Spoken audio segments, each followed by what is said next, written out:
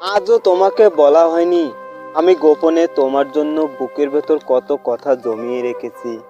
একটা অদৃশ্য ভয় আমার ছিল, আর সেটা হলো তোমাকে হারিয়ে ফেলার ভয়। সেই ভয় আমাকে এমনভাবে আঁকড়ে ধরেছিল যে তোমাকে বলতে পারিনি বুকের ভেতর জড়ো করা সেই সব কথাগুলো। আমি চেষ্টা করেছি বহুবার, তবুও পারিনি। সময় খুব দ্রুত ফুরিয়ে যায়, সেটা জানতাম, কিন্তু সময়ের সাথে সাথে আমার সেই জমানো কথাগুলো ফুরিয়ে যাবে সেটা আমি কখনোই বুঝে উঠতে পারিনি। কখনো কল্পনাও করতে পারিনি যে জীবনটা এমন এক পর্যায়ে এসে দাঁড়াবে আর চাইলেও কিছু ঠিক রাখতে পারবো না।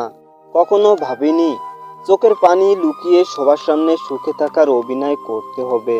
একাকিত্ব, বিশ্বাসহীনতা, অসহায়ত্ব সব মিলিয়ে মানসিক রোগীর মতো বাঁচতে হবে আমাকে।